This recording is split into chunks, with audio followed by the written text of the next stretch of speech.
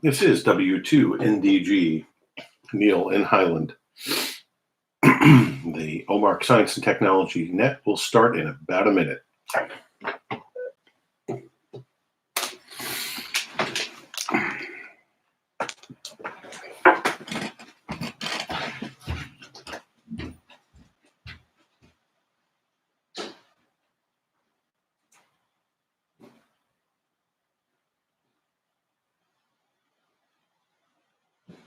Oh, shit. What? I forgot one important thing today. Okay. Yes. Done. Do I have a new lettuce? Yeah, I think I have everything I need for you. Okay. Starting.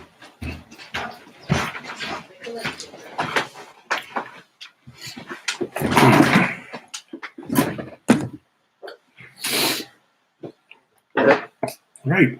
Sorry for that short delay. This is Neil, W2NDG, on the OMARC 805 repeater, starting the OMARC Sunday Night Science and Technology Net. First of all, before we start off tonight, is there any emergency traffic?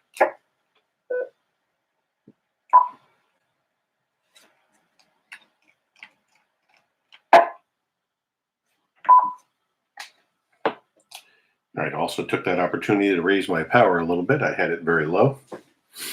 Well, once again, this is the OMARC Sunday Night Science and Technology Net.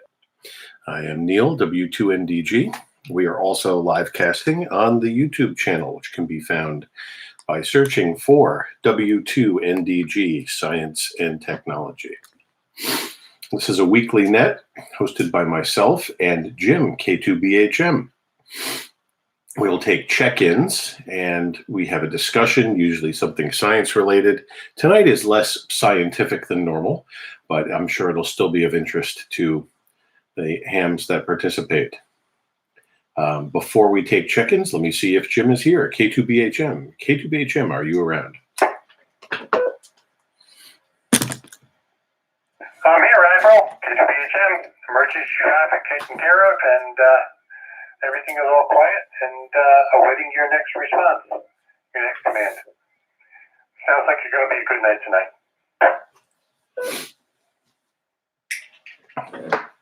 Well, I certainly hope so. It was a very busy day running around here trying to get a lot of things done. And I only had about 10 minutes to inhale a couple slices of pizza real quick. So, but I'll be sitting here drinking my water, staring at everybody on the camera, and talking to all of you folks. So I think I mentioned a couple of times today on the nets that tonight's subject is stuff. And it has more to do with the acquisition, collection, and organization of things. And it's a big part of ham radio, and it's a big part of a lot of hobbies. So we'll focus on the things that we collect as technophiles and hams, but also that can descend into other hobbies and other areas. So W2NDG, let me drop for a moment.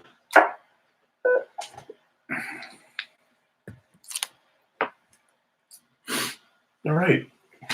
I mentioned George Carlin when I was talking about this earlier, and George used to do a routine called A Place for My Stuff. And basically, the premise was that George said that everything we do in life is simply to acquire stuff. And that can mean many different things. And he launches into a very long, humorous monologue on not only do you have to have a place for your stuff, but sometimes you have to have subsets of that stuff. So if you travel someplace, you're taking a much smaller version of your stuff with you, which Jim is currently preparing to do, I believe. And then if you go somewhere and decide that you're going to take a secondary trip, like Jill and I went to London 4 years ago, and we decided that we were going to spend a couple of nights out on the road. So we had to take an even smaller version of our stuff with us. And he keeps going on and on with this. The point is that, you know, some people like to collect things. Some people are obsessed with collecting things, and some people are minimalists, and that's fine too. I don't like feeling disorganized, but I sometimes am. Right now, this room in general is littered with stuff that I've been collecting after a few things that have happened over the last week, and it's actually what got me thinking about this. So, a couple of sources for my stuff this week were P&T Surplus, a store in Kingston, which if anybody out there, either listening on the repeater or watching on YouTube, doesn't know about P&T Surplus, I'd be surprised because we do talk about it a lot on the air. P&T's slogan, which I think is on their sign, is "We sell anything." And that's true. You can find almost anything in there, like a big red shut-off button that says stop. I know my son wanted one of those. Or a giant chrome flask that says liquid nitrogen, or a roll of fabric, or a state of Maryland historical marker, or sheets of plastic plexiglass, reels of wire, electronic components, tools, tarps, scrap metal, and every now and then, ham radio related items. It doesn't happen that often, but sometimes the Tims, Tim Sr., Tim Jr., who run the place, will buy out somebody's equipment. Let me drop. Did I lose anything?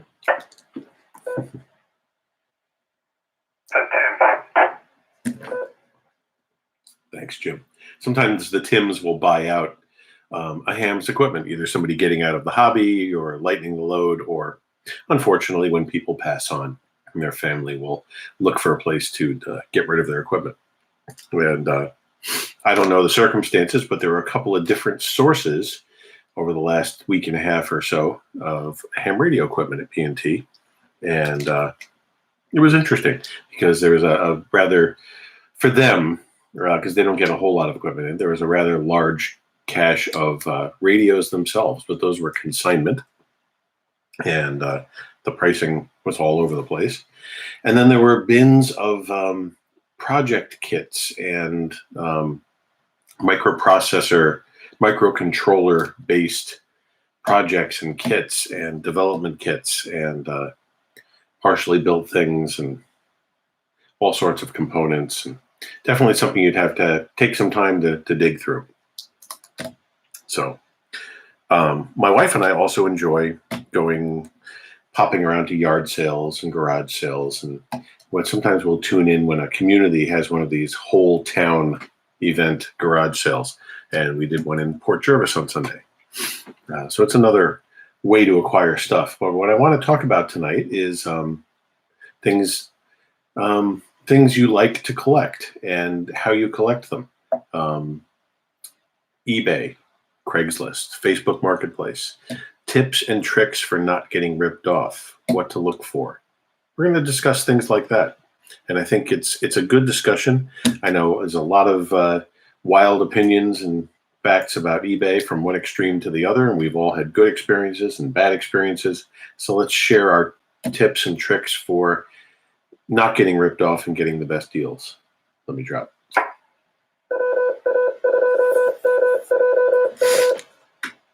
So we're going to take check-ins soon, and we're going to keep this as more of an open discussion tonight.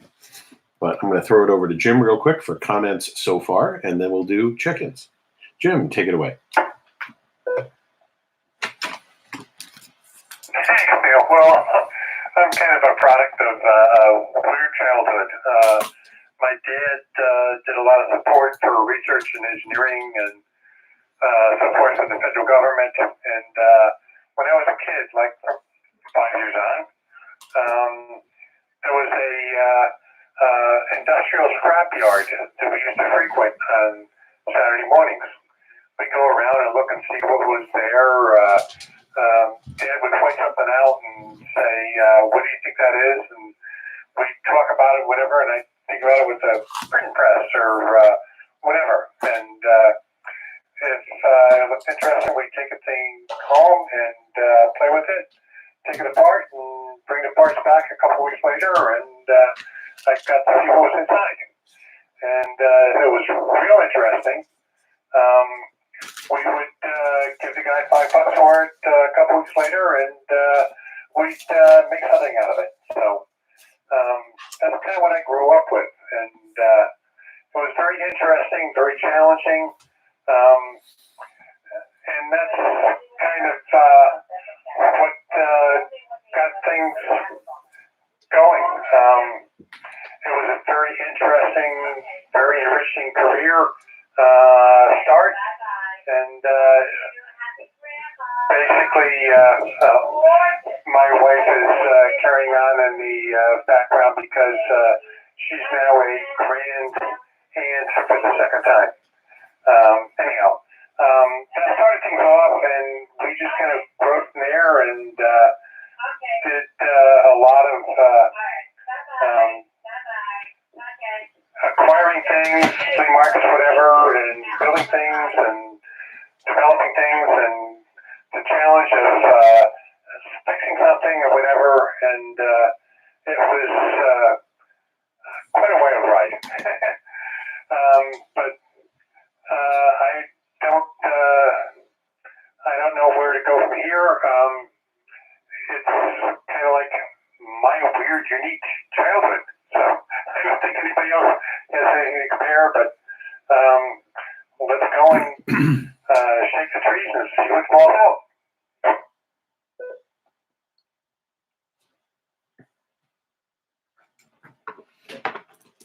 Excellent. And I may ask each one of you a different question, by the way. So we'll mix it up a little tonight.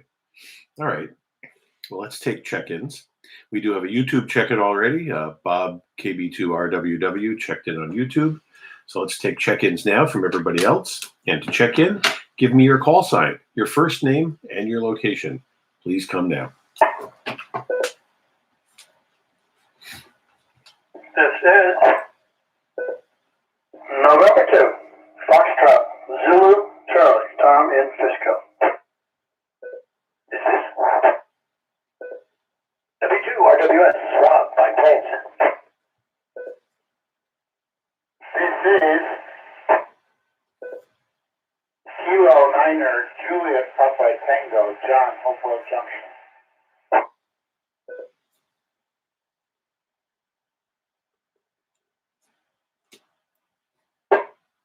Here is KB2 GGS, Matt Crown.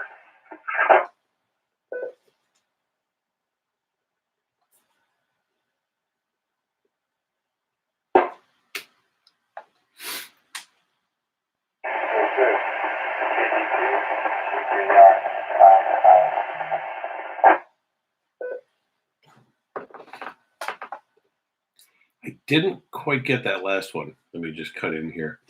Very weak signal, I'm sorry.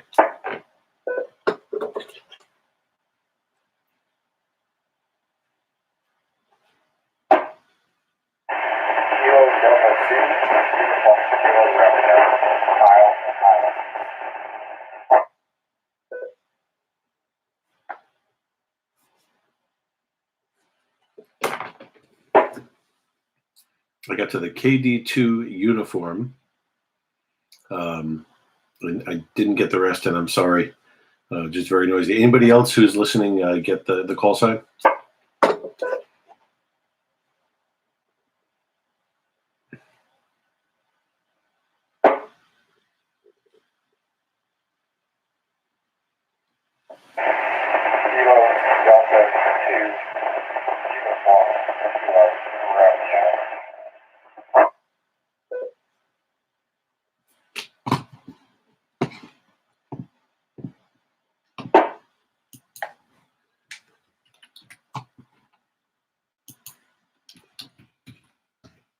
I think it's UKR, Kyle.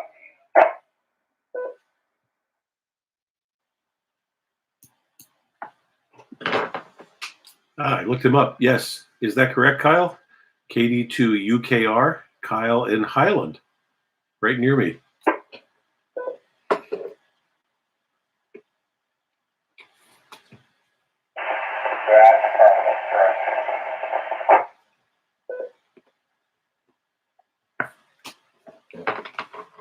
If I can figure out how to do it with this rig, I'll listen on the input when I come to you. Maybe that'll work. All right. And we have another YouTube check-in. We have Chris, W2CRW, checking in on YouTube. All right. Is there anybody else who would like to check in tonight? Come down.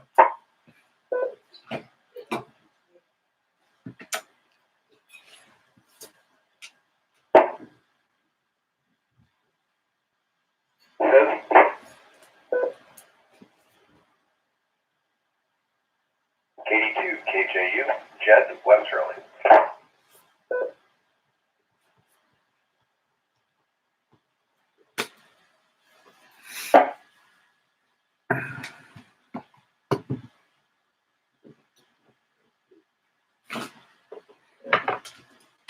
All right. I'm going to assume that's everybody. And so we'll start. And like I said, you may not all get asked the same question. And we'll see where all this goes.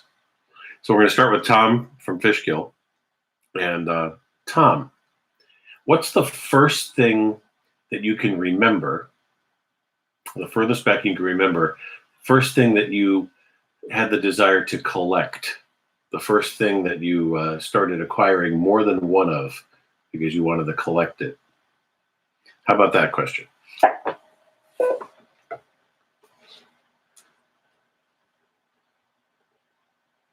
That's N2FZC.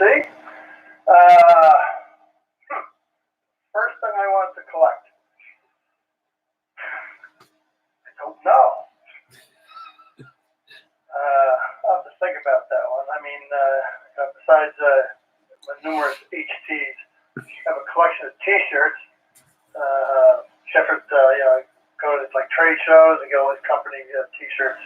I got a whole bunch of T-shirts that I sort of collect. But I'm gonna have to think about that. If I come up with an answer, I will come back. But the first thing I want to collect, so I'll have to think about that. That's what I'll see back to that. I know that's a rough one. And I asked that one because I remember I had brothers that were 7 and 8 years older than me, and it was frequently I would try to collect something that they were collecting. So I would try to, I remember at one point, I think my one brother was collecting bottle caps, so I insisted on trying to collect bottle caps. And, begged for like a couple of starters. He gave me some of his duplicates. Dad was always trying to get us into stamp collecting because that was a thing of his. And I actually got into that pretty good for a while. Paul collected coins and tried to get me into that. And I did collect some until, your friends are riding their bikes to the candy store and you don't have any money and you raid the coin book. But, those are the things I can remember, following along with. But there are definitely some oddities. Like I collected car brochures for a while, mostly for cars I liked, but just in general, But yeah, those are the things. Let me just throw it back to Tom real quick. Anything strike you while I was talking about mine?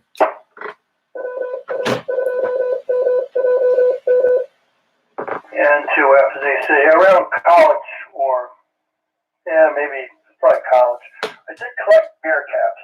All the different beer caps, and I had not a huge collection, but it was a colorful collection.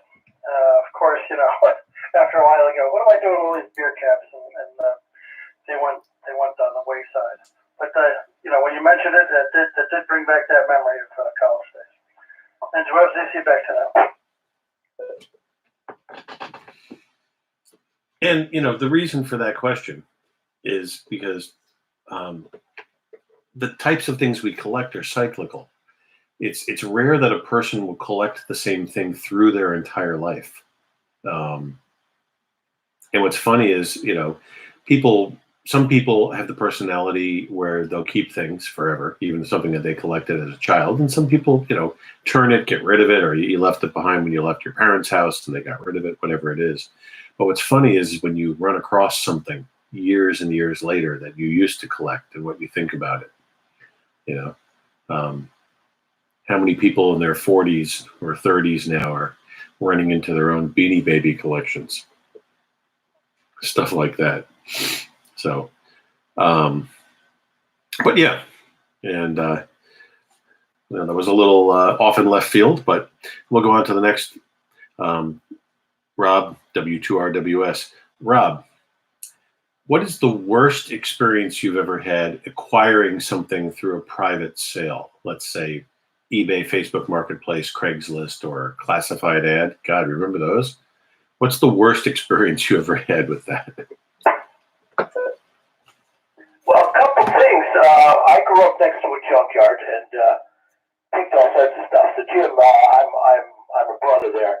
And just FYI, I still collect padlocks because they were ruthless if they didn't have a key. And mechanically, I thought it was just ingenious, and it was an exercise to get them opened.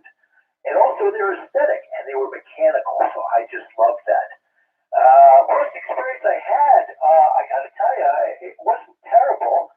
I think I mentioned it earlier with Jim. I bought a lens on eBay. It was very expensive, and the guy said it was mint and it had fungus in it. I wound up getting eBay to back me up, and they did. And I made a deal with the guy. I said, "Look, I found a place in Manhattan that would clean it. Assuming the glass is not etched or scarred, I will take $300 off the price and have him fix it." And that was a great resolution. I never got myself into a tough spot where I was disgusted because I have the final say so, and I got to be satisfied.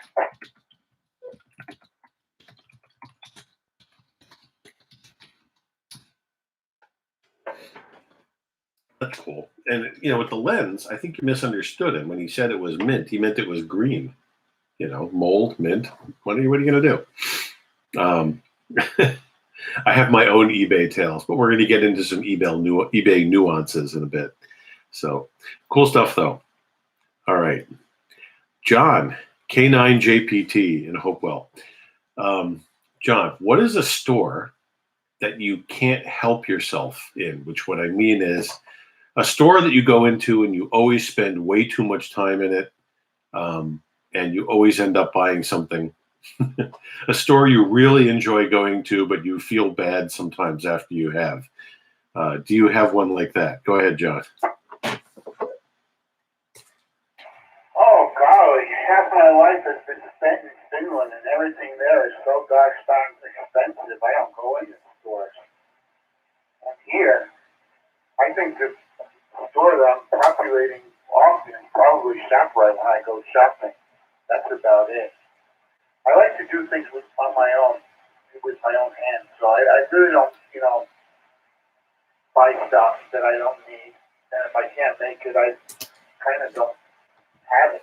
So that's the way it goes for me. But that's my answer. Back to that.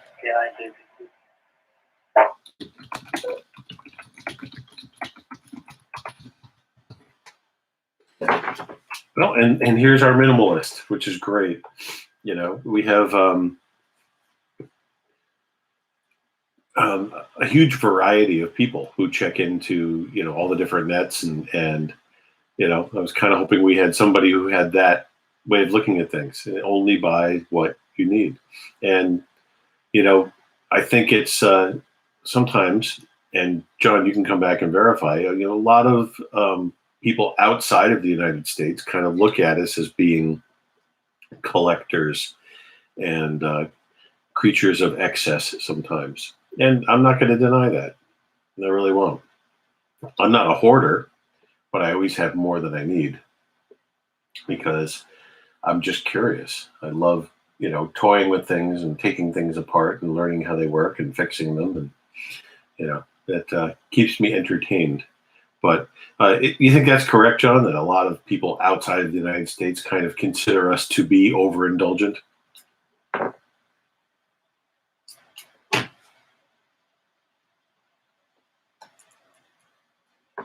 Wow, I lost frequency here. I'm not sure when that happened. So what was the last thing I said? You're still there, Neil? KGBHM? Yeah, the radio got bumped off channel. I apologize for that. What was the last thing that happened? Oh, that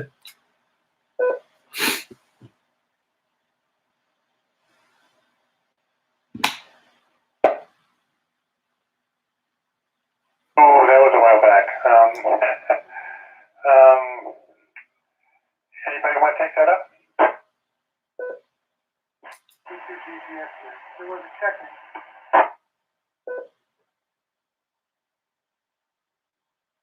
Well, I asked John a question. Did that go over? That's right. John replied. All right. So I'm assuming it was after John's reply that I dropped off. That's affirmative. All right. I was saying, John, that makes you our minimalist, which is fine. And, only buying what you need. And basically what I was saying is, I probably tend to buy more than I need because I'm always curious about things. I like to learn and I like to take things apart and fix them and examine them and do all sorts of things with them. But what I asked John, I kind of threw it back to him and realized how it was off frequency when I didn't hear a courtesy tone was, I feel that a lot of people outside of the United States tend to think of Americans as collectors and overindulgent in some ways. And I was asking him if he felt that was true, because, we do tend to be collectors from, one extreme to another sometimes. I'm not a hoarder, but I do like my things, but I like to sell them when I'm done playing with them too, or give them away. But John, do you feel that outside of the United States, they think that we're kind of collectors and a little overindulgent? Well, Americans come across as being very rich and wealthy. This is like one of the only countries in the world where everybody can own a house and not have to live in an apartment. But like with my experiences living over in Scandinavia, Finland specifically, they're doing a lot of work with the circular economy. That you have something that you don't need and you want to throw it out, maybe it can be given a second life. Maybe things can be refurbished or used from whatever it is that you're tossing out. Big thing now also is like loaning tools. They have a lot of people that have tools, but they don't use them all the time, so people are loaning stuff. So it's kind of interesting how there's a lot of these services that are being built around stuff like that over there. Back to that, K9KBC.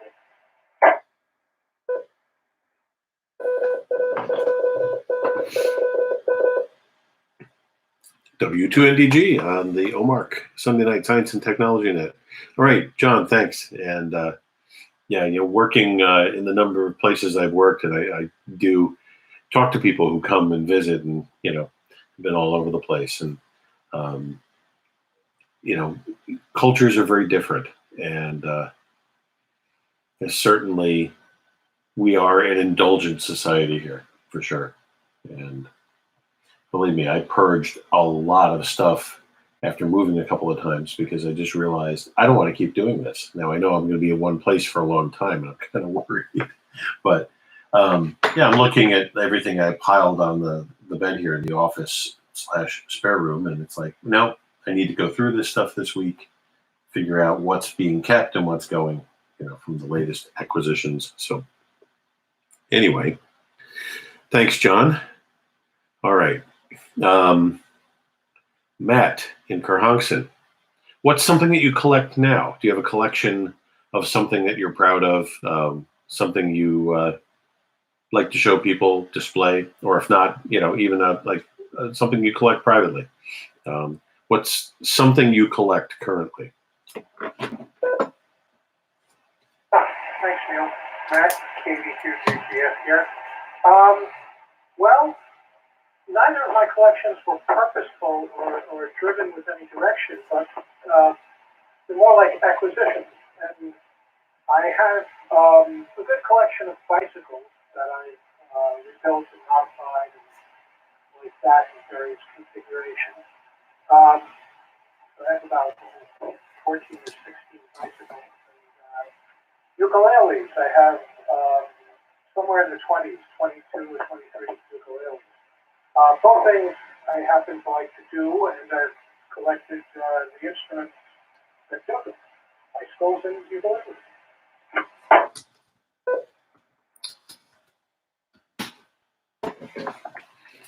That's a good one. I like the uniqueness of that. All right. Cool. I'm trying to think. I have so many different things, you know. It's hard to say that I actually collect a specific thing. There's things I definitely have tried to collect, like things my parents collected that I like. One is interesting pottery. My folks were very fond of some of the old Pennsylvania Dutch pottery companies that don't exist anymore, like Stangl and Pensbury. And I do have a number of pieces of those, but not enough to fill a case or anything like that. My wife collects little espresso cups and saucers that go with them. And we have actually a nice corner cabinet in the new house that was made as a built-in to match the kitchen cabinets here. And it looks nice, and it's a good place to display things. And I have most of her little espresso cups in there and a couple of my things. And sometimes, for me, I'll buy something that I find interesting or entertaining. So at the top of that cabinet, there is a box which contains an empty bottle in it, but it is a box of Shinola. And I won't get into the expression that makes that amusing, but I found a bottle of Shinola. So I put it on display. Neat stuff, though. So, all right. Maybe we'll recycle a question here. Kyle, I'm going to try to hear you. And what I might do is try to listen on the input here. So, what is something that you're currently collecting? Anything you like to collect now? We'll give you that same question. And give me a second here to get the input frequency in.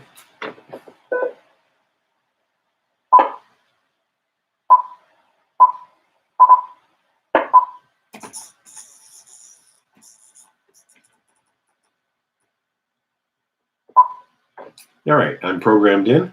So Kyle, if you're still listening and you want to answer the question, go ahead. What's something you're currently collecting?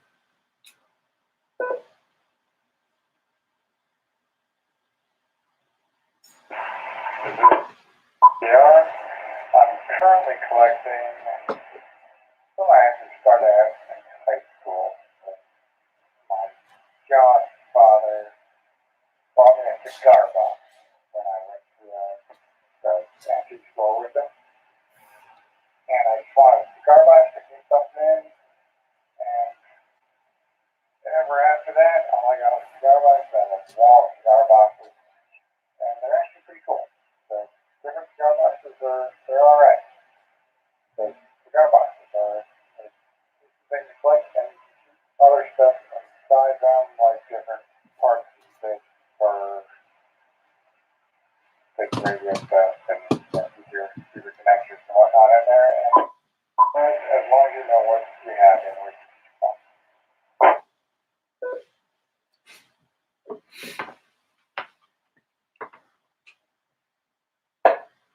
This is W2NDG on the OMARC Sunday Night Science and Technology Net. Cigar boxes is a cool thing. And I think the thing I like about them the most is that they're a great place to keep other things, small things, things that we frequently lose. It's, I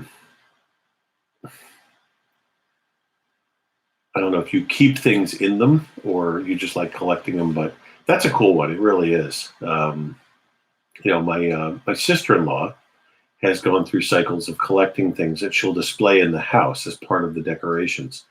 And it's things like that. Like she had a collection of like kitchen tools, mostly sifters, different types of sifters.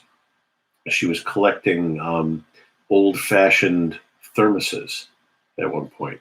They had a big display of them, things like that. And cigar boxes is definitely a cool one. And you see, it's one of those things that you can find if you do like to hunt around antique stores and things. It's not so obscure that you can't find them. So, all right. Thanks, Kyle, and thanks for joining the net tonight. I don't think I've heard you on here before. Jed, KD2KJU. What is something in your life that you're constantly losing, can never find, and drives you crazy? And usually it shows up when you don't need it, and when you do need it, you have no idea where it is. Is there something in your life that you're always losing? Come now.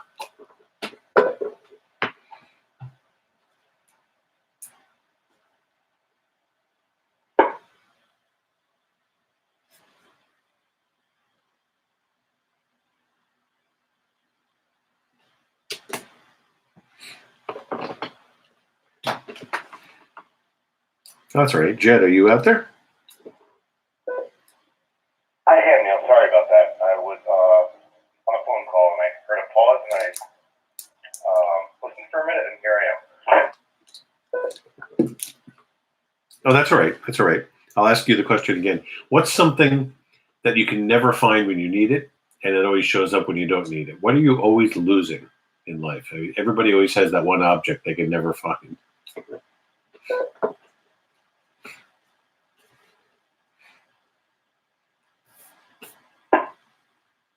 Well, besides my mind, it's probably my phone or a pen or something, that's usually pretty, should be close to you and can't remember where you put it down. Simple thing, you just used it, and when I'm putting stuff down, I'm already thinking about something else, and I seem to never remember where I put those things, and it can be quite frustrating.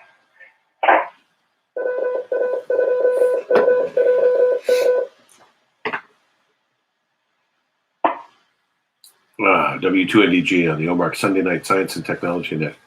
I hear you. And, what's funny is one of the things, and I'll hold it up to the YouTube audience here. One of the things, I'm a watch guy, and I usually like older analog watches, but I've been wearing something a lot more modern these days. I have one of these fitness bands. I do keep track of my steps with it, but the main thing I use it for is just alerts. So that way I'm not pulling my phone out when I'm busy at work. I can just look at my wrist and see what's going on. Every now and then something important comes in when I'm working. But I think the reason why I keep it on mostly is that it has a feature where it'll chime my phone so I know where I put it down. And, especially now with doing so much around the house and just trying to get things here, there, and everywhere, I frequently will put it down somewhere here. A couple of times over the years, I have left my phone someplace that I shouldn't have. And those are always adventurous stories of trying to retrieve your phone from somewhere before it disappears. Probably my best one was when I left it on a train on Long Island. And I managed to do the Find My Phone deal.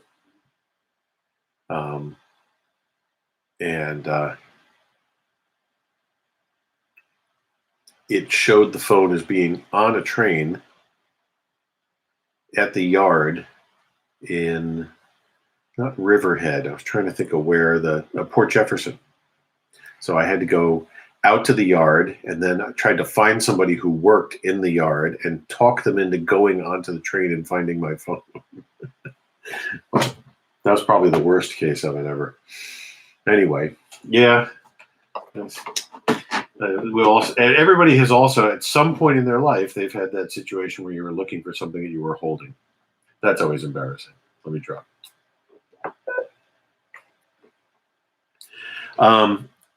Chris was saying he wasn't sure if the chat was working. Maybe it just populated. I did ask our YouTube audience a couple of questions. I don't know if they're answering them or not, so I will wait. But Bob, I asked Bob, what's something that you always buy too many of because you just can't help yourself? And Chris, I asked, what's something you never have enough of and either forget to buy constantly or can't find? That's similar to the question Jed got, but you guys can answer those if you want. This not a big deal. We're just having some fun here.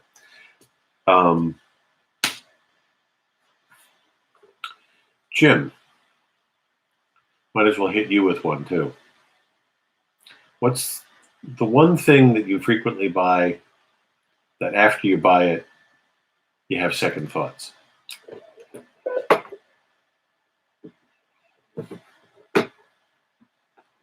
Whoa, that's a deep question, because normally before I buy something, I analyze it to the nth degree. Unless it's a kerosene lamp, an oil lamp, and it looks cute, or a piece of camera equipment.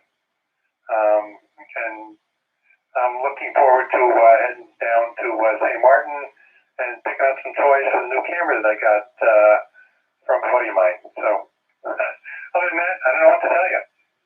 K2BHM. No, that's fine. For me, it's usually something simple like a donut. Usually food related. I'll buy something and just regret it right afterwards. Usually after it's gone. I know this is a weird variety of questions, but the point here is that, this is the variety of people that we have. And one of the things that I really enjoy about not just this net, but participating in all of the other ones and participating in the club events and everything is, in addition to the variety of things we collect friends. And everybody is so different that it's probably one of the more interesting things that we all collect and that we all have in common. Learning those little nuances about your friends and what they like and what they don't like and what they like to collect and, what interests them and what scares them. And, it's what makes life so interesting, I think. And this group that I've stumbled on and a lot of the rest of you have has just been wonderful, especially during a period of time that got a little weird. Now, we've all kind of learned to deal with everything that's happened, but back after the first couple of days that I logged into that 835 on the 805, which was the first ones, real participation I had with anything OMARC related, I wasn't doing all that well. Let me drop.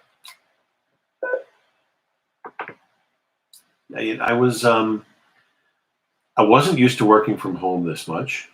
I wasn't used to not being able to do the things like go grocery shopping and, things that I actually enjoy grocery shopping. I know a lot of people hate it.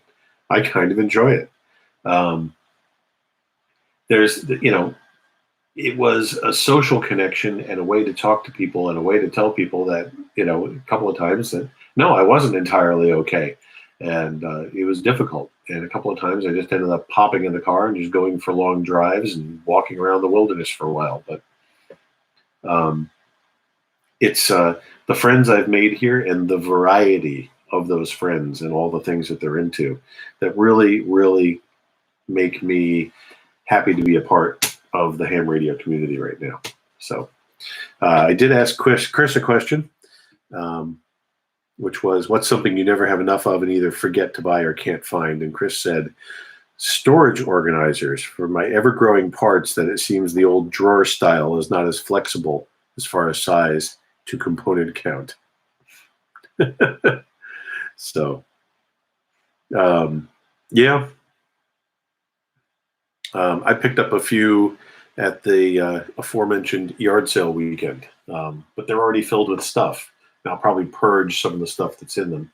There were 3 organizers, probably with probably between 25 and 30 drawers each, small ones, that are filled with assorted electronic parts, connectors, and things.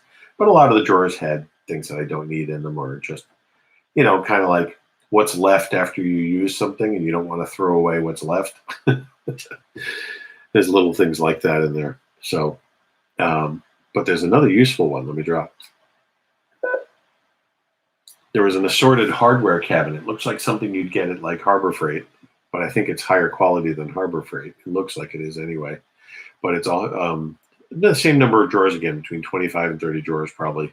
All bolts, nuts, screws, all labeled in the drawer what they are. Sheet metal screws and machine screws and hardware to go with them, washers and lock washers and such. So very handy. And I bought all 4 of those cabinets, the 3 electronic parts ones and the one with all the hardware, all 4 of them for $15 for the whole bunch. So the guy had them all stacked up, and I just kind of made him an offer. And that was nice. All right. So I've connected this to what I was talking about. And Jim, I want your comments on this. We all tend to collect one thing or another, and as hams, a lot of us collect ham radio stuff. But you like the variety of people and the community that we've developed here. And what are your thoughts on that?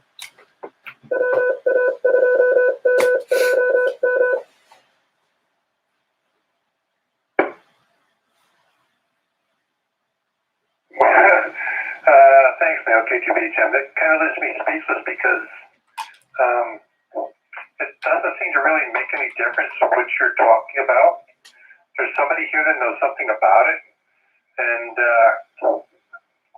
is willing to step up and give you some advice on it, or ask you questions about it and tweak your interest or whatever.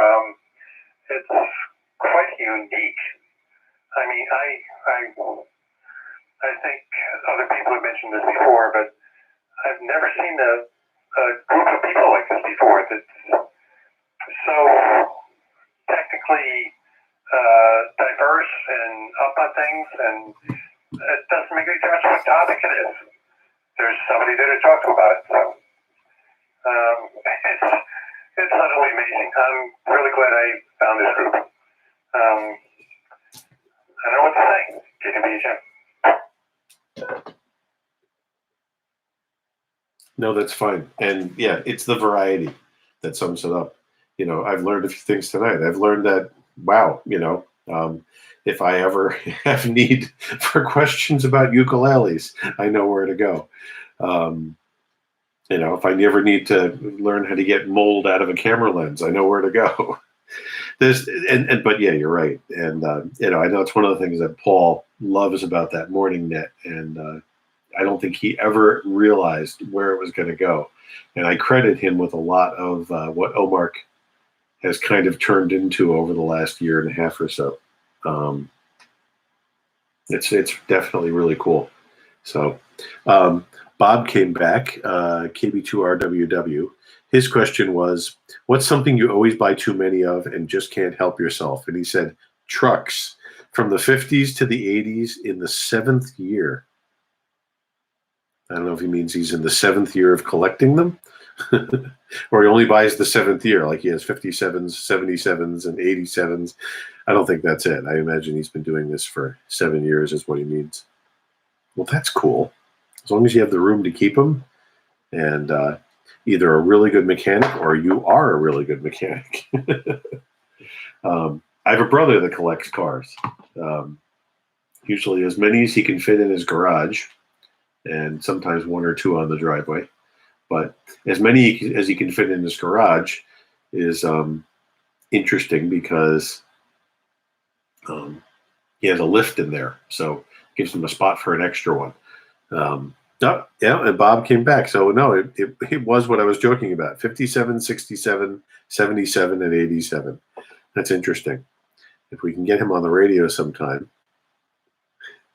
we'll We'll have to ask him what that's all about. Chris wants to know who's the moldy lens person. He's got an old Yashica that has more sentimental than material value. Interesting. Well, that was Rob. W2RWS acquired a lens that had mold in it and said that I think, Rob, I'll verify with you, you managed to get the mold out, correct?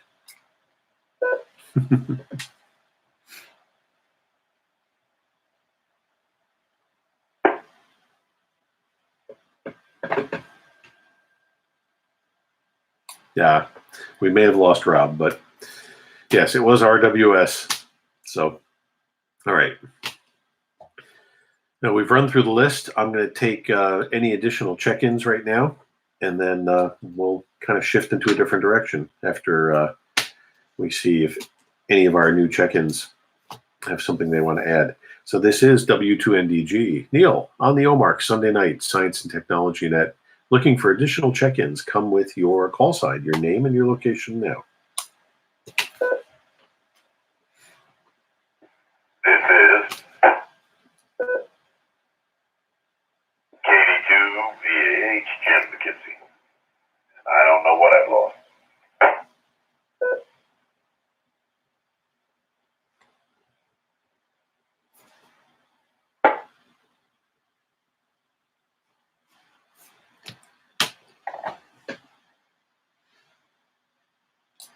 All right, Jim. I think you're the only check-in. Let's pause and just double check. Anybody else?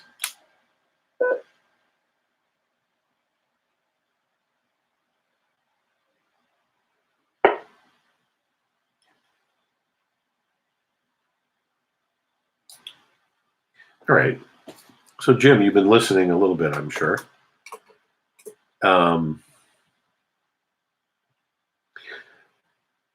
What's something that you used to collect, if you ever collected anything?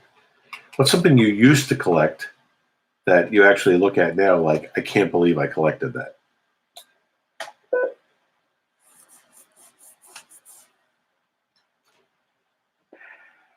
There's two items. One's going to make me sound like a nut in the other one, but one is blade knives. I just owned it. Didn't matter what size, whatever. I've got so many of them. The other one was challenge coins. I don't know why or what made me go nuts on challenge coins.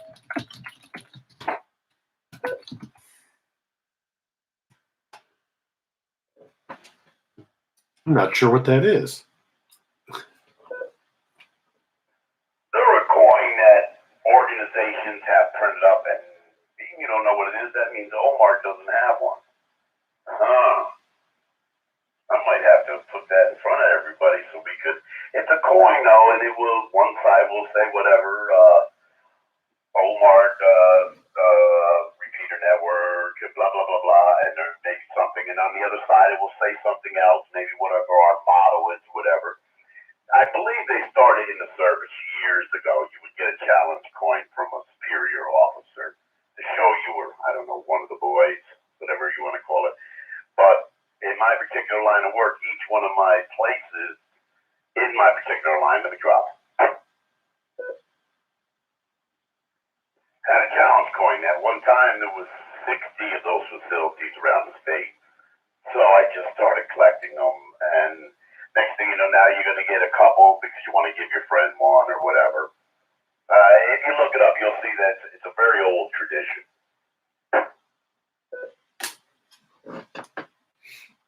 Well, it's interesting. You learn something new. Almost every net on here is something that I haven't heard of before, and I don't really know, but that's cool. All right. Thank you for educating me. Can't think. For me, it's almost like I've participated in somebody else's collecting. I brought up Beanie Babies before. When the kids were all hot on that years ago. I was part of the quest.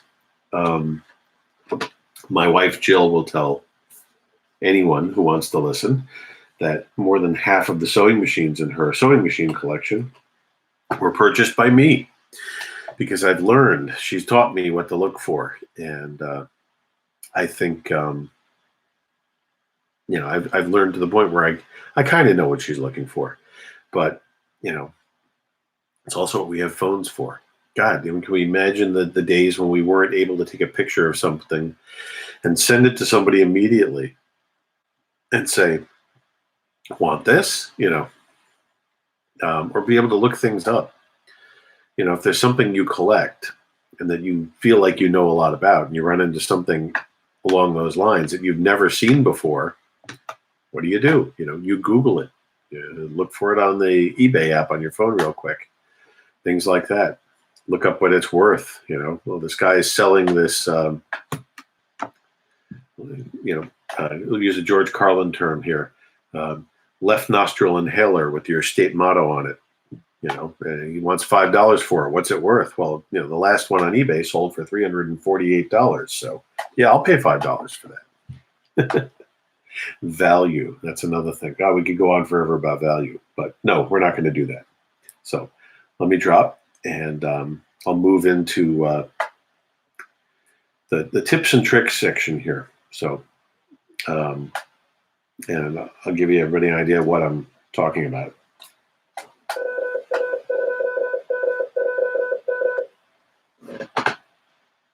And that's my signal to identify, W2NDG on the OMARC, Sunday Night Science and Technology Net. I've done a lot of business on eBay. And, you know, being a ham and talking to hams, there's certainly a lot of equipment that gets bought and sold on eBay in our hobby.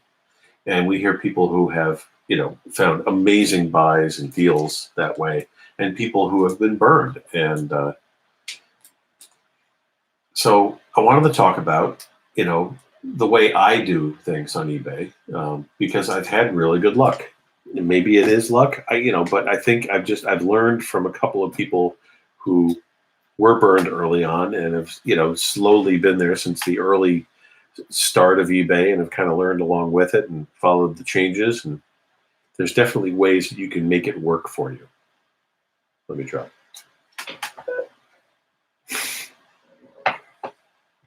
As far as buying, we were talking about this the other day when we were running around to yard sales. You know, if you're the type of person that tries to catch things, things you might be looking for, or things you just suddenly see and want to acquire, you're never going to be able to buy everything you want to. It's impossible. You're going to miss deals. And that's the thing is, you go to these yard sales, and it doesn't matter how early you get there. Well, no, it does in some extent, but you know, you can't be in 50 places at once. You're going to get to this town at 8 a.m. when their community yard sale starts, and you're going to start at one end of the town and work to the other. You don't know what you missed at the other end of the town, and you can't think about things like that. If you try to think and wrap your head around everything that you might have been looking for that was important that you weren't able to buy because you weren't in the right place at the right time, it makes your head hurt. So let's scrap that thought.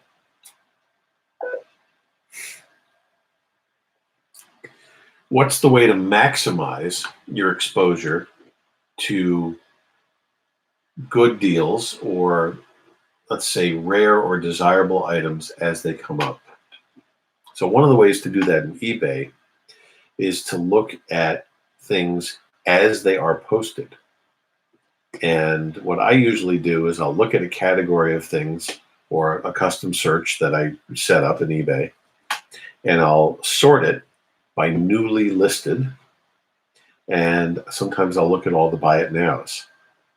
So I think I have a saved search, which is everything in the ham radio category of communications, sorted by newly listed, and only the buy it now items.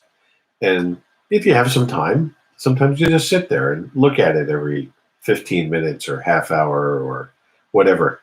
If you happen to be doing something else in your kind of captive audience, and refresh the screen every 10 or 15 minutes. You might catch something. If people put up things all the time, they simply want to get rid of it. You know, not everybody who sells something on eBay is looking to make a killing. Sometimes they just want it gone. And every now and then you'll snag something. Something interesting might come up. So that's one way I do it. Another way, and I mentioned custom searches, let me drop. a really good way to find things on eBay is to create a search. So search for something. You can go into advanced search. You can exclude words. You can add pairs of words that must occur. Both words have to be in the description. Sometimes both words in the description in a certain order. You can really get into an advanced search. Once you have designed that search, you can save it. And when you save it, you can set up so that it'll alert you when something comes up. I have some pretty obscure stuff that I've been looking for over the years. One of them was a Grundig pocket transistor radio. It's a very rare one, and it's not collectible. I'll hit that in a second because that's a funny topic. But and I think I had that search in there for 3 years once with not anything coming up, period. And then all of a sudden, 2 of them in the same week, and I had to decide which one I wanted to buy. But use the custom searches. Use the alerts. Really handy. Another drop. Pay attention to the seller's history. Not everybody can have a 100% rating. Your rating can get ruined by a jerk. It happens. I've been lucky that a couple of times that I've had people try to take advantage of me. I've managed to keep them happy, and they either didn't leave a review at all or left a nice review anyway because I bent over backwards to make sure they weren't upset. So if somebody has a little off of 100, look at what happened. Sometimes the negative comment is still in their review history, and see what happened. If you're buying from a retailer that's selling a lot of different things, let's say I'm going to use as an example something we've been talking about lately, the Nano VNA vector network analyzer. Let me drop.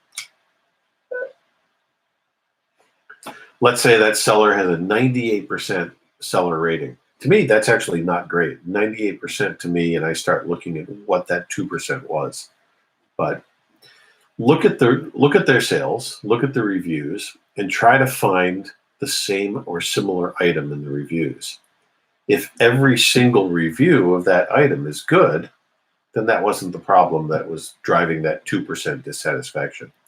Sometimes all of the dissatisfaction is simply that something took a long time to get. And as we know, certainly there's a lot of stuff on eBay that does take a long time to get these days, especially with all the supply chain stuff going on. But so that's another thing. But if somebody with a good rating and every single one of those Nano VNAs had a good rating, they're probably going to be okay.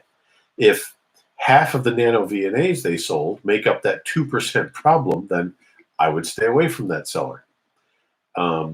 If someone only has a history of like 3 or 4 sales or 1, sometimes I won't even consider it. It depends. If the guy seems like he's a ham, though, and you can sometimes figure out who they are, they'll put their call sign in the write-up. But if someone seems like they're a ham, frequently hams who sell stuff on eBay are legit. It's rare you'll run into one that's trying to rip you off. Let me drop.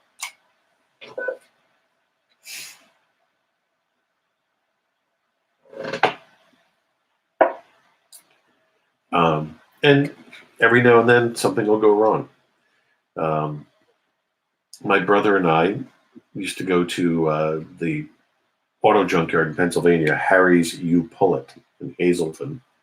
It's an auto junkyard the size of Saugerties and maybe bigger, organized into sections by brands. And Lee had taught me there were certain items you could pull off of Audis and Mercedes, that were worth something.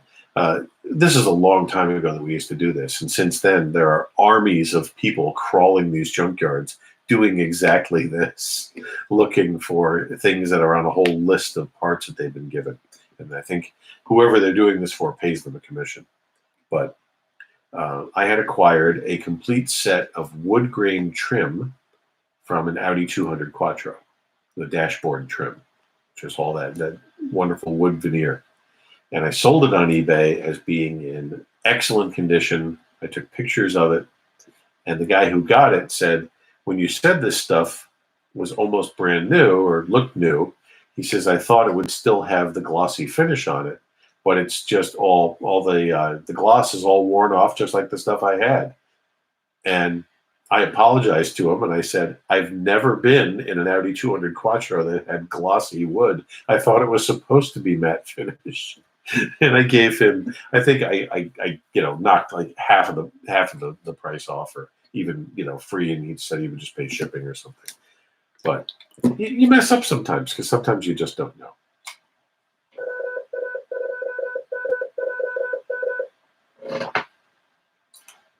W2NDG on the OMARC Sunday night Science and Technology Net. I sold a Radio Shack scanner to a guy who swore it didn't work. And it is, what he was telling me didn't make sense. It sounded like he had an interference problem in his house. That's what it was. And I tested this thing up, down, and sideways. But I took it back, and I paid for the shipping back, gave him a full refund, and I tested it out, and I sold it again. And it was fine. It does happen. So, but most of the time, you're going to be okay. Just feel people out. Get an idea what things look like. Ask a question. Sometimes the demeanor that somebody has when you ask them a question, or whether they're willing to take the time to answer a question about something they're selling, will give you an idea what kind of person they are. So that's my recommendations for buying stuff on eBay. Selling is another animal altogether. Jim, K2BHM. Do you have any recommendations for making eBay work? Do you really want to open that can of worms after the welder experience? Maybe not. But that's the kind of thing, you bought something that you know something about, and you have to convince the guy that, yeah, you do know something about it. That was the thing with the scanner. I was trying to explain to the guy that what he was telling me was not possible. He kept telling me that when he did the search scanning on it, where you scan like between an upper and lower limit frequency, looking for, things, that it kept stopping all over the place, and he couldn't get it to keep going. That's interference. That's something in your house that's leaking a lot of RF and causing a lot of issues usually. And I couldn't duplicate it. And the guy who bought it afterwards had no problem with it. So, but yeah, Jim bought a welder that didn't work, and the guy just didn't believe him. And but you've had some good experiences on there, I'm sure.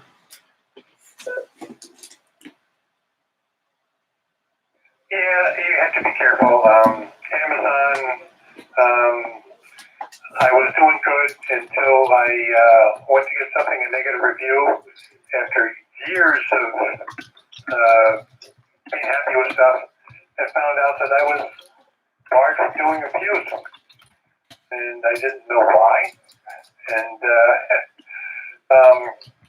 I do know a person that does reviews for Amazon professionally, and they stopped that because it was unethical, and then they started it back up again.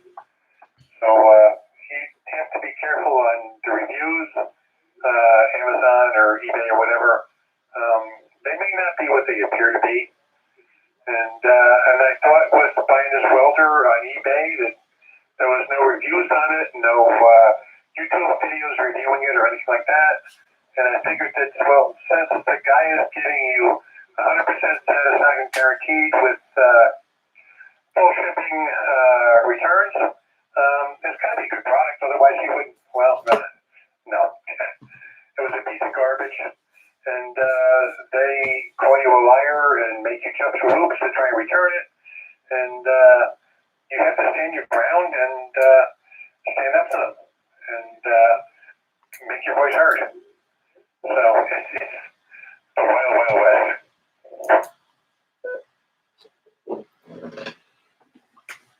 Well, it certainly can be. And yeah, I mean, you can only be so careful, but we all try to do our best.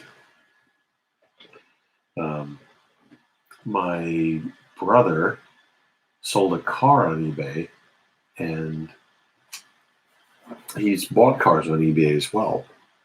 And that's a high ticket item. It's, but the way they have it set up, there's a lot of protections in place to make it work.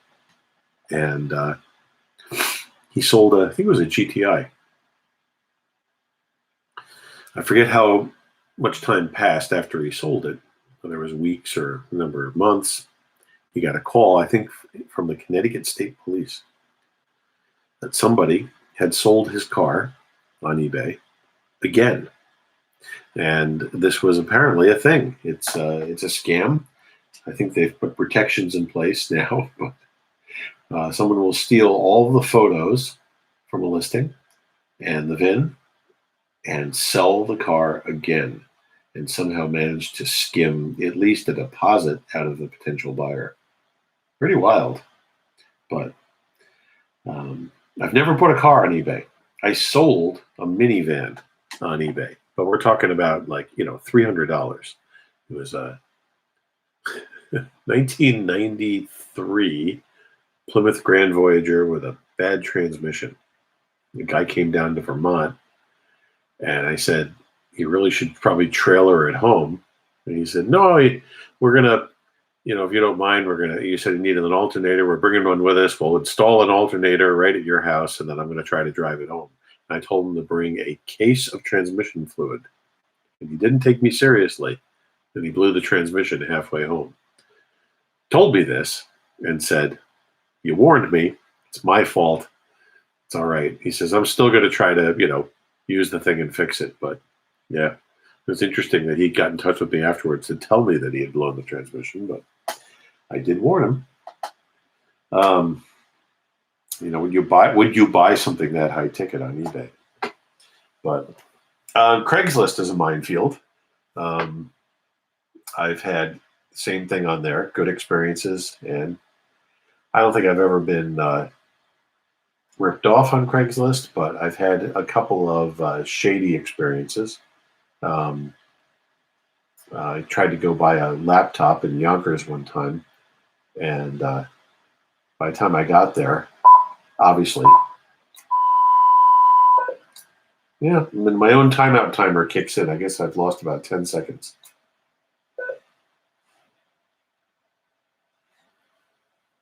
But anyway, Craigslist, I don't even know if there's any really good advice there.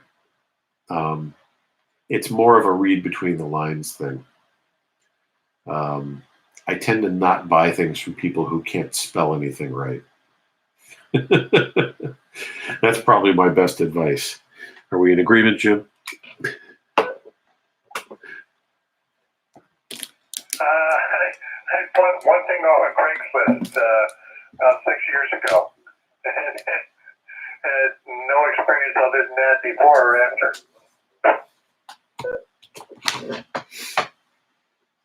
I have a couple standard searches I do on Craigslist, and I've picked up some interesting stuff. One of my ham radios, I have a Kenwood TS440S that I picked up from a guy in Connecticut for a really good price. And I'm going to give the same advice that I did with eBay, which is, as far as finding things, searches. Just like I always tell people, when you're researching things, and use Google with more words, put things in there. So if you're just going to look for like radios on Craigslist, or shortwave radios, or ham radio, you're going to get a lot of stuff, but not everything may come up. Start thinking about all the different words that people might use to describe something. I'm pretty sure I found that Kenwood by searching for Kenwood transceiver. And I don't think the word radio or ham was present in the ad anywhere. So there's certain things I look for, and certain things that, actually I collect transistor radios. So that's probably the one thing that I search for, but only certain kinds of transistor radios. So I'll sit there and I'll search for Sony transistor is a good search. Sony radio. And then with Craigslist, you can exclude things by category. So I'll give you an example. If you search for ICOM as a brand, ICOM, just do a search for ICOM, even ICOM radio, you're going to get a lot of marine equipment or ads for boats saying that they have an ICOM radio in the boat. And you can go on the left side of the screen and start unchecking stuff. Like if you search for Sony radio, you're going to get a lot of car stereos, even car ads. Same thing with Kenwood.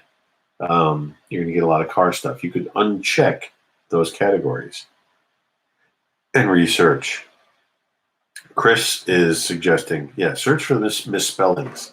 Yeah, eBay actually has that covered where if you try to search for a misspelling, it'll still give you like the regular stuff. Years ago, that was a thing, though. You could search for stuff by misspellings. But in Craigslist search isn't quite as smart as eBay's. And yes, he said like search for misspellings of Yesu, which is a great one. But that's my thing with Craigslist. I've just started to dig around Facebook Marketplace for things like radios. Facebook Marketplace sometimes scares me, only because I once tried to sell something.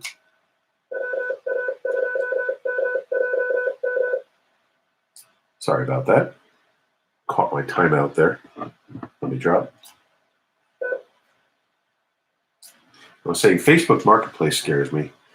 I've just started looking for stuff on there, but I haven't bought a whole lot on Facebook Marketplace. But the one time I tried to sell something on there, no, it's not the one time, but I was trying to sell a car before we moved up here from Long Island, and I put the ad up there, and I had, within like 3 minutes of placing the ad, I probably had almost 100 responses. It actually, I was trying to follow them on my phone. My phone locked up. I had to reboot it. It had so much traffic. I had to go to the computer and try to wade through the mess and figure out who was first. And it wasn't even a car that you think people would want to buy. It was an old Nissan Quest. I just, it kind of scared me. But there are other places to look, though. Let me cover that. Let me drop.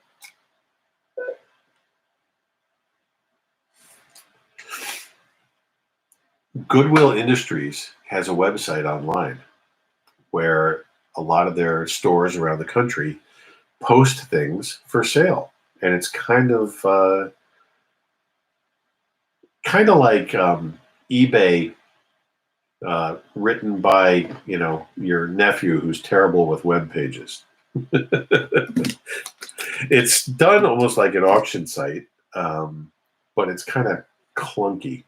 But eBay, not eBay, I'm sorry, Goodwill has a website where they sell stuff. I have yet to buy something on there, but I've certainly come close. Let me drop.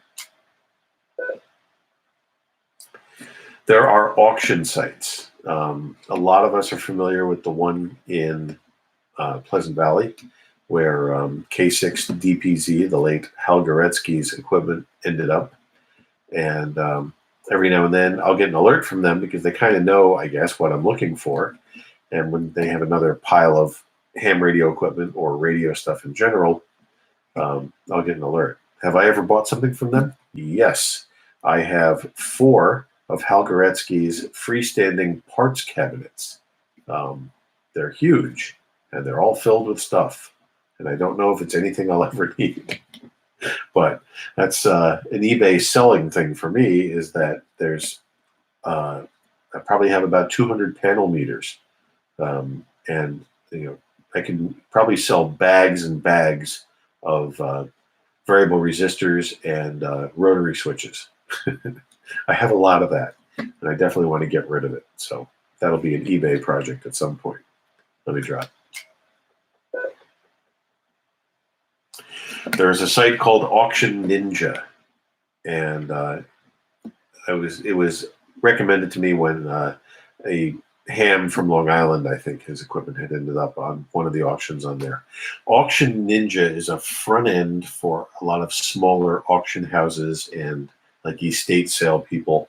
A lot of the estate sale companies have gone to selling stuff online or doing virtual auctions because for a while you couldn't do estate sales during the pandemic. So A lot of this stuff has moved online, and some of these sites have become extremely valuable. But yes, Auction Ninja.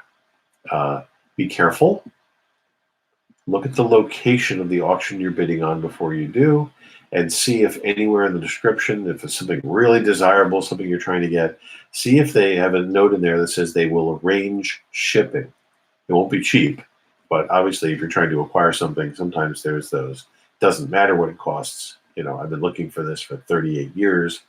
But make sure that it says that, because you don't want to bid on something that's in Colorado and find out that they're expecting you to show up to pick it up. It happens. So I know there's other sites like this, but those are the ones that I have frequented and the ones that I've used. And those are some of my little things. But the yard sales, the garage sales, the flea markets are all fun. Let's talk briefly about Hamfests. Let me drop.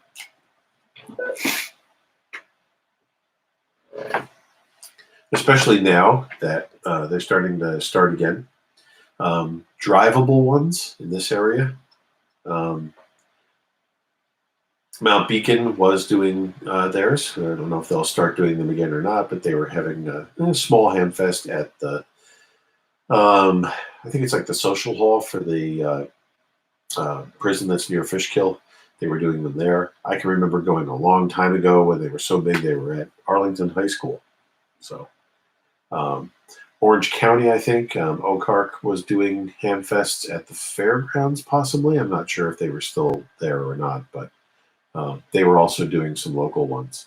There's some Capital District ones here and there, but the largest ones, these are all tiny ones that I'm talking about. The most impressive ones that you can drive to every summer, the Sussex County Amateur Radio Club. It's in Northwest New Jersey. That is an impressive Hamfest and well worth attending. Always interesting stuff. There's regular booths scattered about in aisles, and then tons of people tailgating, and then an indoor venue as well. I enjoy going there to sell stuff, set up some tables and move things, get rid of stuff that I have too many of. And you can even camp there, I believe. Let me try.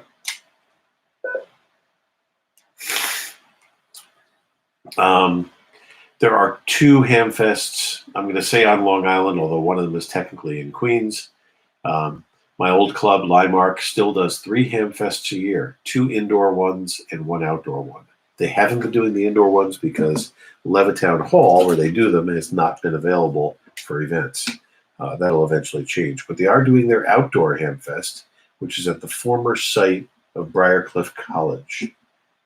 Former because Briarcliff College doesn't exist anymore, but it's you can look it up, Limarc, limarc.org, and they have their Hamfest listed. I may have tables there this year. I don't know. We'll see. I still have plenty to sell. So the other one on Long Island, which I said is actually Queens, is the Hall of Science Amateur Radio Club, and they have their Hamfest right behind the Queens Hall of Science, which is in that whole complex where the old World's Fair site is and everything. But the Hall of Science is a cool museum, and the Hall of Science Club does their Hamfest right behind it. That's a weird Hamfest. If you're looking for strange and obscure radios and odd equipment, that's the one to go to. A lot of junk, but you'll find the weird stuff that you've never seen before. Let me drop. I know people have others that they want to mention, but I'm going to mention a couple more here real quick, just their interest. Nearfest in New Hampshire is held twice a year.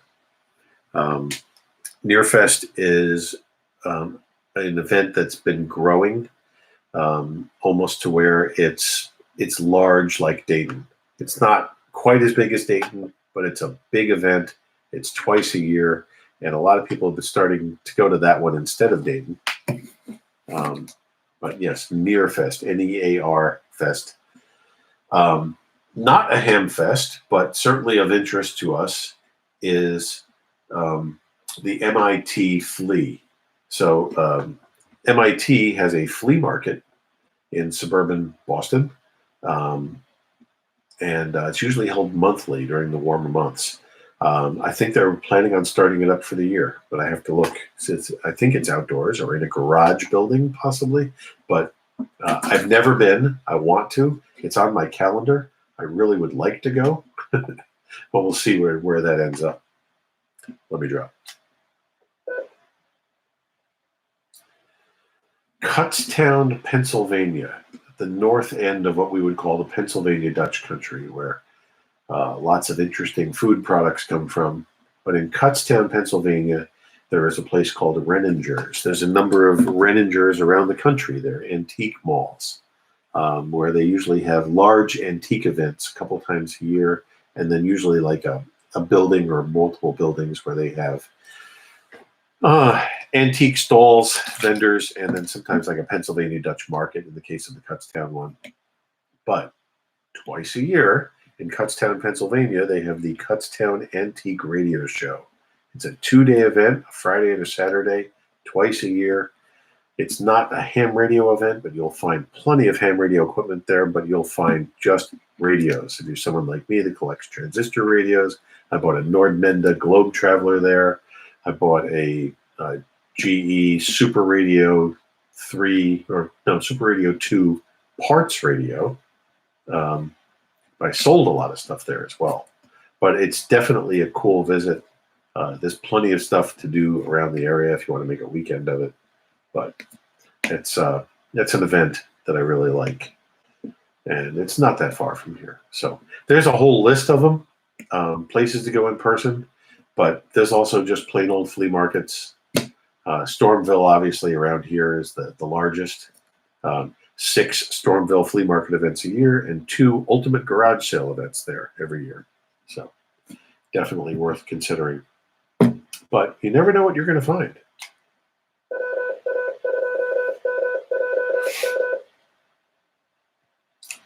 And I'll tell one little story, and then I'll drop for more check-ins and open discussion. My brother Lee was buying a dehumidifier at a garage sale. I think it was south of Rhinebeck, possibly, but they were kind of winding in the streets between Hyde Park and Rhinebeck, hopping from garage sale to garage sale, and he bought a dehumidifier. I think he was paying $25 for a dehumidifier. And when he went to pay the people, wheeled the dehumidifier up, they had a table in their garage, and he looked, and behind the table was a shelving unit, and on the shelving unit looked what he thought was a ham radio.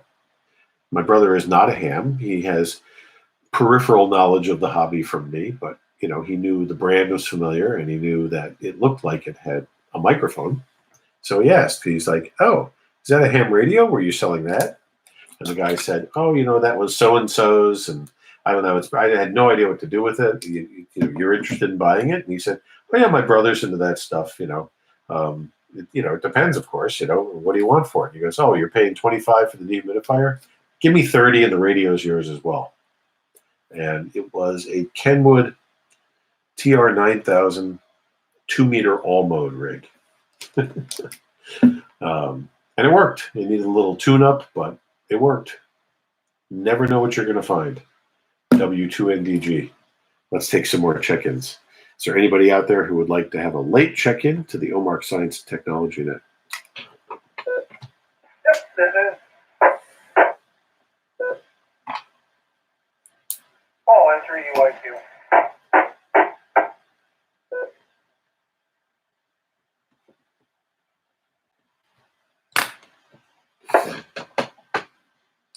All right, Paul.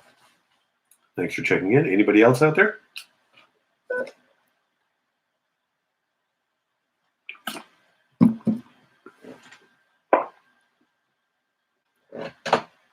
All right. Paul, I'm going to throw a question from the earlier part of the net back to you. Is there anything you collect? Anything you like to collect? You collect currently? Something you just happen to have a lot of?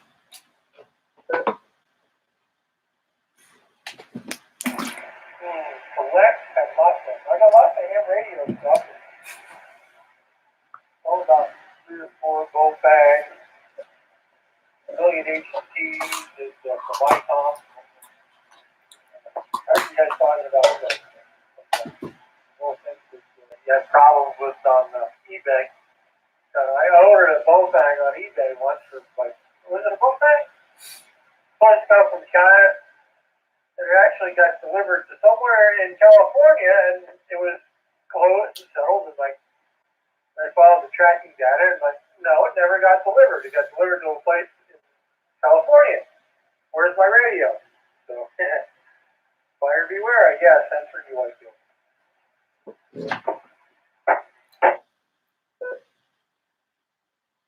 All right, Paul.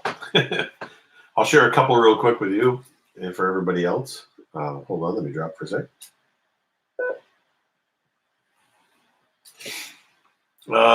Back in the early iPod days, when the first Chinese like knockoff iPods were showing up on eBay, and they weren't counterfeit, they weren't pretending that they were iPods, but they were copies of the iPod Nano, the early flash storage ones.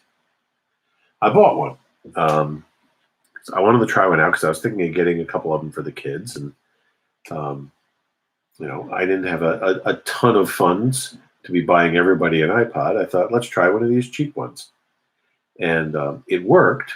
But the problem with it was, and I read about this unfortunately after the fact, because I think it was an 8 gig iPod at the time, and it couldn't take any more than 2 gigabytes worth of files. And what it was is they were hacking the storage on the thing to read more than it actually had. So they were selling it as an 8 gigabyte, but it would fail. And the trick was, if you told them that you couldn't put more than 2 gigs on it, they would keep going back and forth with you.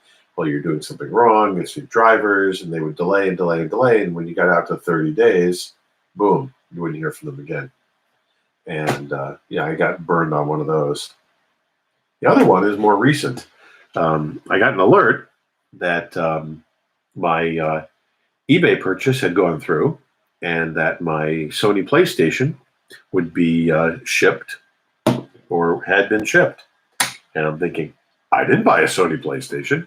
And I thought it was a scam at first, but it was somebody had managed to hack my eBay account. And I'm trying to remember exactly. I figured out how they managed to do it. And they managed to change my shipping address and everything.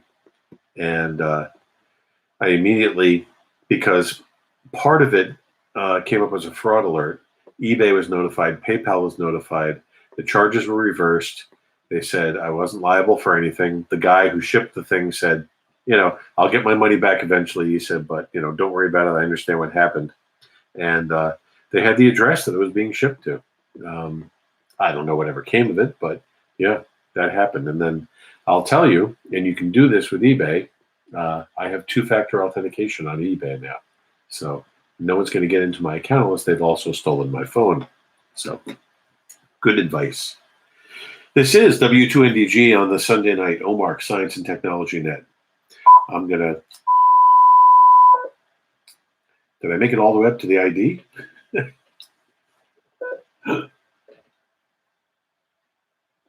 this is the Sunday night net. Perfect. I got to start listening to myself, I think.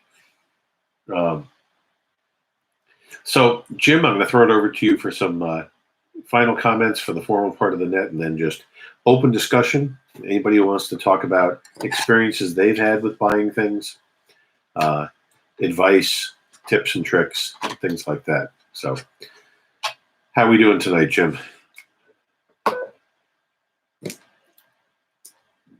Hanging in there. It's been a crazy day, getting ready for vacation, so forth and so on. But you struck a chord with the flea markets.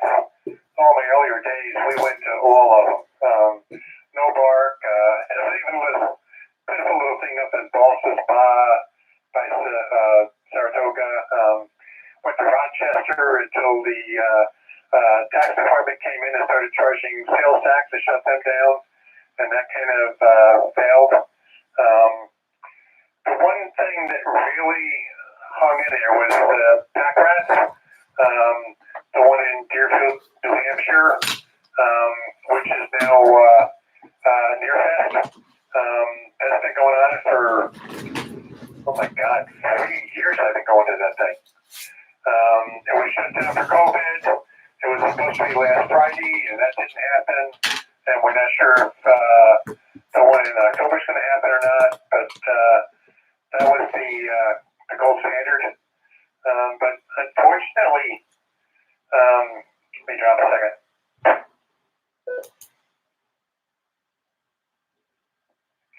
eBay and Craigslist and stuff like that are feeling a bit of blow. The good stuff isn't showing up there anymore. The flea market was Saturday, and the vendors would show up Friday night for setup and so forth. And you could go in on a Friday and get early preview of it and get the good deals before it come out to the general public. But nowadays, it's not a heck of a lot. It's the same stuff over and over and over again. The stuff didn't sell in the spring. That didn't sell for the last fall. That didn't sell for the previous spring is being regurgitated. And the population is aging quite a bit. There's quite a large population now in canes and walkers and scooters. It's kind of depressing. I think we need a revitalization of something. Hopefully, we can get some new energy in that. But other than that, I don't know what other flea markets are popular. That was the last greatest, and I can't make it all the way out to Dayton or something like that. So that was my go-to, and it's kind of like when.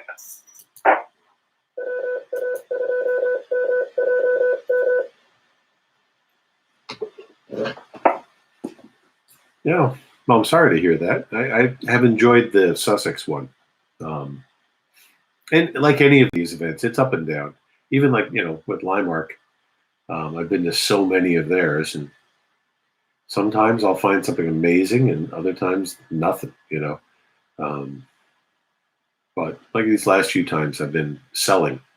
Now, one good thing about that, and probably my last piece of advice here, if you think you have stuff to sell and you want to get into that, one of the advantages of being a seller or a vendor at some of these events is that you get in earlier than the customers. And you can kind of spy what your neighbors have and make deals. I know people who would take a ridiculously bare table, put like 5 items on it just so they could get in to buy. Some of the hamfests don't like when you do that, so just be careful. But yeah, but the P&T stuff that we were going through, I mean, I found a lot of interesting things. Most of it are things that I'll use in projects coming up. But the most interesting thing I scored there was a transceiver. There was this little tiny backpacking transceiver, really, called the ATS-3B. And ATS stands for Appalachian Trail Sprint. And they're transceivers designed by a guy named Steve Weber, who hikes a lot. And he designs a lot of radios as well. And a lot of the stuff he designs is very small and very portable. But he also, there's plenty of radios all over QRPguys.com and some of these other kit manufacturers that he has designed. This thing is designed to fit into an Arduino tin, and it's a 2 to 5 watt transceiver, depending on how much voltage you feed it. 6-band, 2 to 5 watt CW transceiver, fully synthesized, not crystal controlled. And I just happened to notice a couple of the filter packs for it in the box, and then as I kept digging, I found the main board. So that was probably one of the best things I've found at a place like that over the years. And it's not complete. It's missing one part, and I'm going to have to really do some careful testing on it.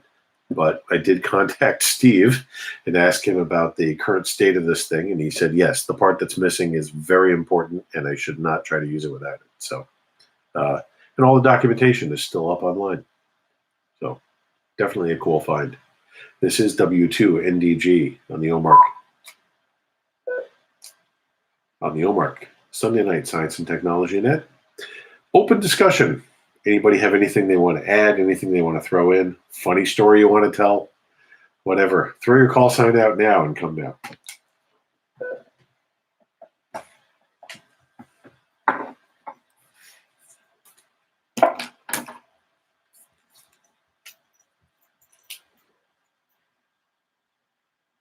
Okay, I'll go. KQBHM. All right, Jim, fire. Well, back in the good old days, when Deerfield Handfest was in its early days, that's where I got most of my stuff from. You go out there and somebody be selling a box of resistors, capacitors, transistors, whatever. One of the electronics manufacturers was cleaning up shop, and the guy would throw everything into a box and put it on his table, and for $2 you got an amazing assortment of stuff. And that's where I pretty much picked up most of my inventory. And it's funny because I was doing something for a friend of mine a couple of years ago, and I bought a sensor to do the project, and it turned out that the sensor was defective and came from China and was going to be probably 2 months to send it back and get another one. And I got thinking about something that I bought from Deerfield 35 years ago, and went out of the garage and found the box, found the part, adapted the circuitry, and it worked fine, and he's still using it today, and very happy.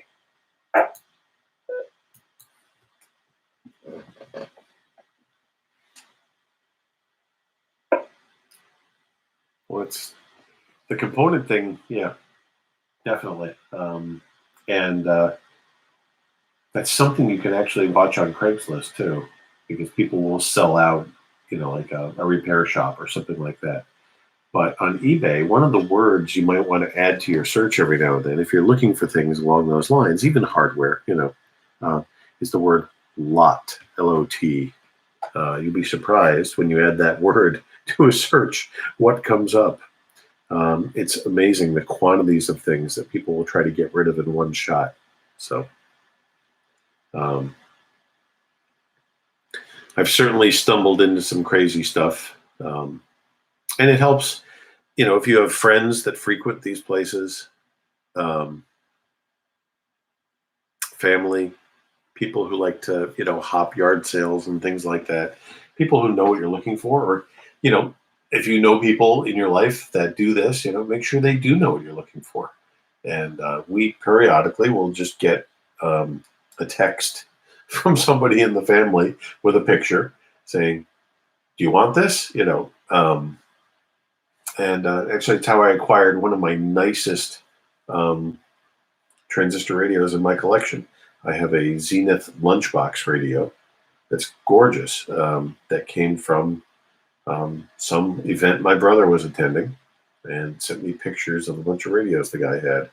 And one of them was this just really, really nice Zenith Lunchbox set. So they're called Lunchbox Radios, by the way, because they're about the size of, like one of those old metal lunchboxes. Zenith made a line of AM, sometimes AM shortwave, sometimes AM shortwave longwave. They made a line of them that had super, super sensitive tuners. Some of them had directional antennas. Some of them had adjustable gain controls where you could turn off the automatic gain. But they, to this day, receive better than most modern radios. And they sound great, too. So that's what that is. Anybody else with a quick story? If not, I will close things up. It is kind of late. We ran long, but I hope everybody enjoyed things.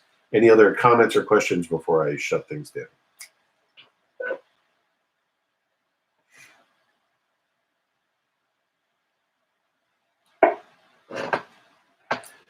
All right. Well, we've had the YouTube camp going up and down all night. We definitely had some people attending. And thank you for the people who attended through YouTube and anybody who wants to watch it in the future. And thank for everybody who checked into the regular net tonight. We do enjoy it. I'm not sure what next week's topic will be, but I'll throw out a call now if anybody has something in particular they would like us to talk about. We do have some suggestions from previous nets, and I'll probably pull that list and see what we're going to do. Jim, I don't think will be here next week and possibly the following week, but I'm not sure. But we will we'll work without him, and we'll give him something funny to watch when he gets back. This is the Sunday night Science and Technology Net on OMARC. OMARC repeater is heard on a frequency of 146.805 megahertz with a negative shift and a PL tone of 103.5 hertz. We are here every Sunday night at 8 p.m. There are other nets on this frequency as well. Every morning at 8:35, we have what we call the 8:35 on the 805 net, a very casual check-in net run by Paul, AC2UQ, or Jed, KD2KJU, or Rob, W2RWS. Paul runs it 5 days a week. The other two each 1 day a week. And it's a very casual check-in net where people just kind of talk about what they're doing and what they're not doing, and just a social event for a period that we needed social events for.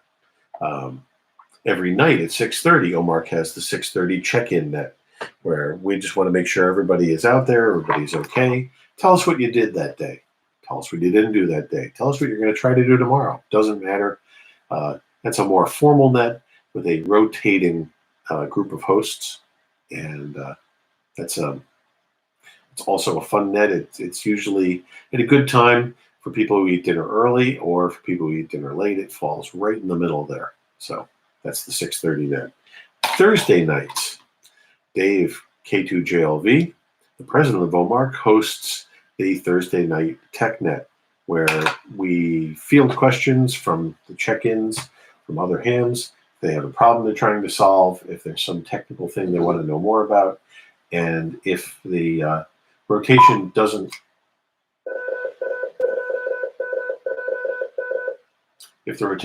produce a subject, Dave usually has one, and his subjects are good.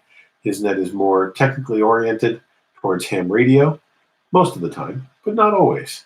And that's Thursday nights at 8 p.m. I believe it's 8. Sunday nights at 8 is our net, and you've been participating in that net, so I don't need to describe it to you any further.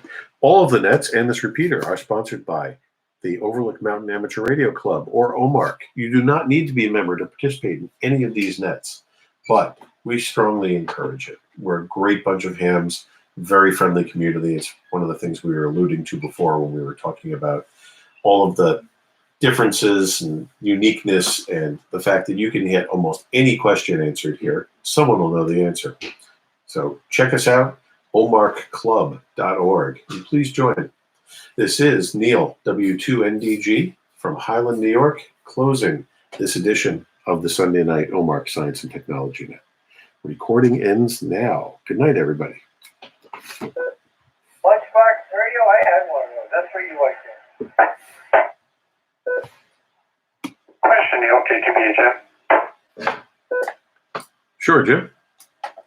I'm going to be missing quite a few nets. And I'm not sure how good the internet is going to be where we're going. I think if I remember right, I can go to YouTube and search for OMARC Science and Technology and find it.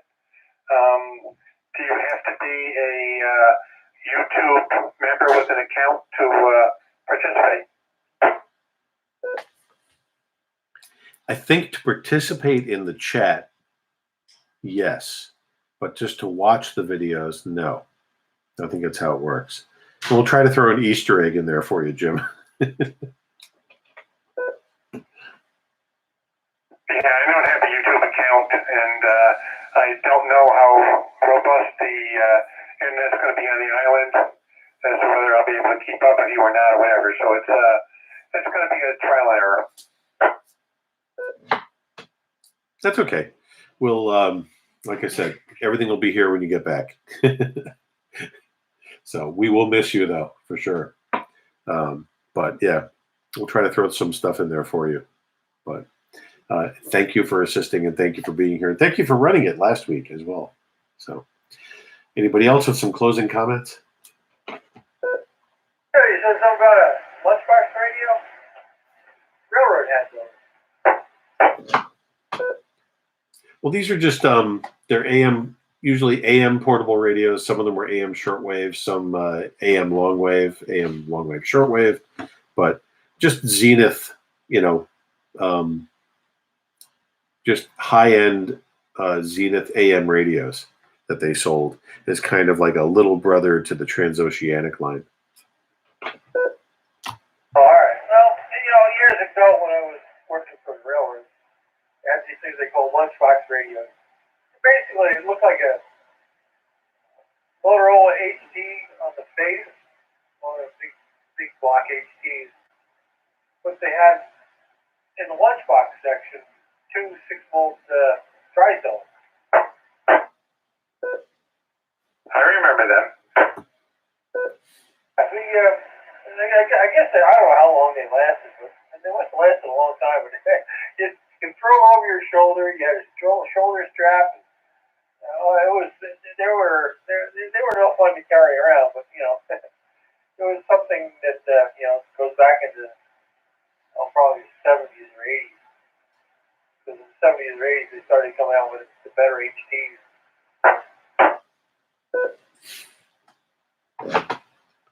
Kind of makes me think about bag phones from the early cell phone days. All right, I'm going to stop the recording here, and the net is closed. But anybody wants to hang out, go ahead. I got to run around and do a bunch of things before I close my night out here, but I'll leave the radio on. This is W2NDG, and I will be clear for now. 7-3 all. Have a good night. Good evening, M3U1. No bag phones, oh my gosh. I think I clear that one in the attic.